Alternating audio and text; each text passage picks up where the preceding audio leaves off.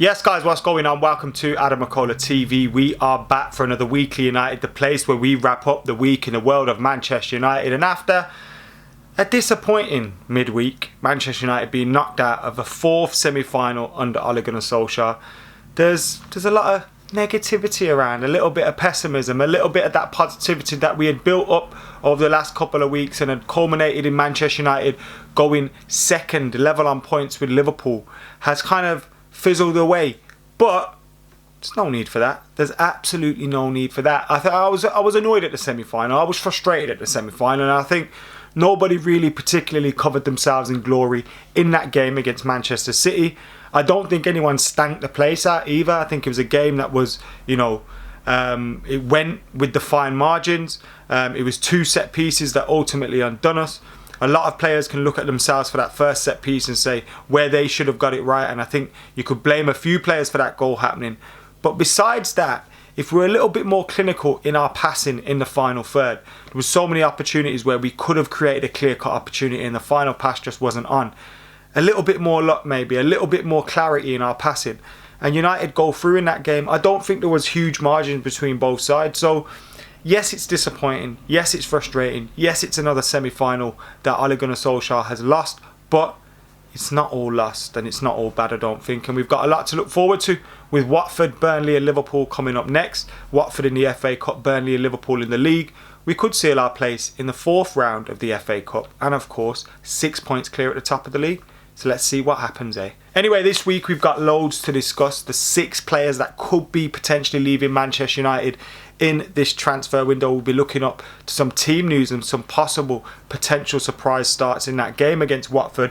We've also got the 10 most valuable players, and a Manchester United player tops that list as well. Gary Neville speaks about how the pressure could be building on Ole Gunnar Solskjaer, especially after that defeat against City in the Carabao Cup semi-final. Andreas Pereira could be on the move yet again after his move at Lazio hasn't quite gone to plan, and Manchester United are very, very close to sealing the deal and getting Amad Diallo Traore in at Old Trafford ASAP. So let's get stuck into the latest news in the world of Manchester United, and we'll look first at that story regarding 6 players who could potentially be off.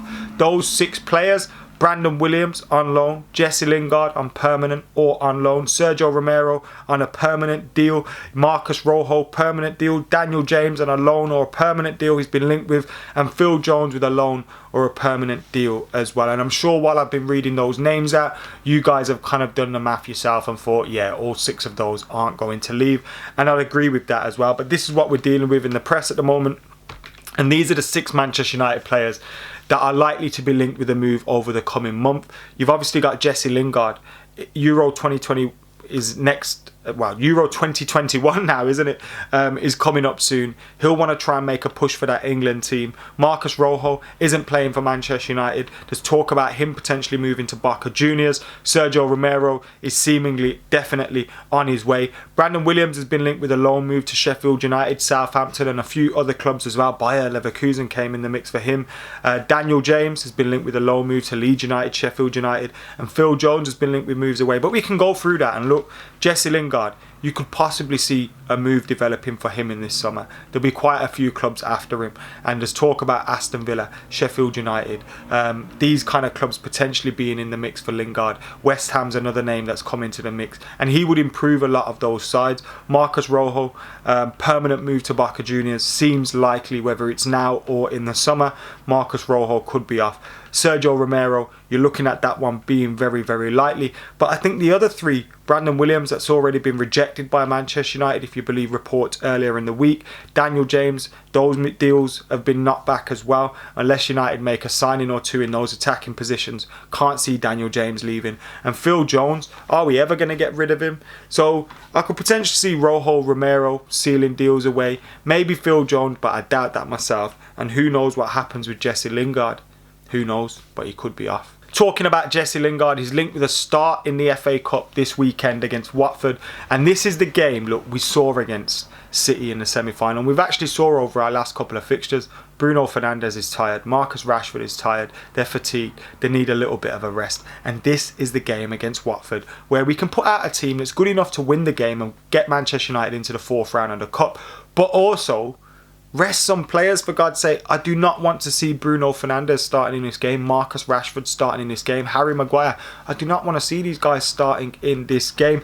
And we hear Jesse Lingard could get a start for Manchester United in this match. And we've also heard rumours that Facundo Pellistri could be involved too. His first appearance, it could be with the Manchester United first team. He scored a fair few goals for Manchester United's under-23s. He started his life well in the under-23s, and that could be rewarded with some game time against Watford. It might rely on Manchester United going a few goals up, but it'd be great to see him involved with the first team. So looking forward to that game against Watford for sure. Now, I mentioned Marcus Rashford needs a little bit of a rest, and with him constantly playing offside against Manchester City, you can see that he needs to sharpen a few things up in his game, but he's still a very, very valuable player.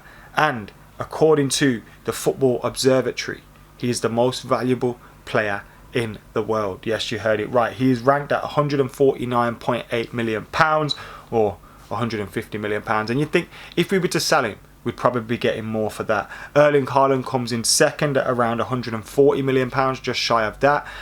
You got Trent, who's on £137 million. Bruno Fernandes the same. Kylian Mbappe on £135 million. Now, I think length of contracts and those kind of things do affect these things, because you'd think, you know, Erling Haaland's got a release clause in his contract. Does that impact his value? Sorry. The same with Kylian Mbappe. Got 1 year left on his deal, or you know, a very short. Does that affect his value? So those kind of things probably come into effect. But Marcus Rashford, the most valuable player about, it's got a good ring to it. Now, Gary Neville suggested Ole Gunnar Solskjaer has caused himself a little bit of a problem in losing that semi-final against Manchester City.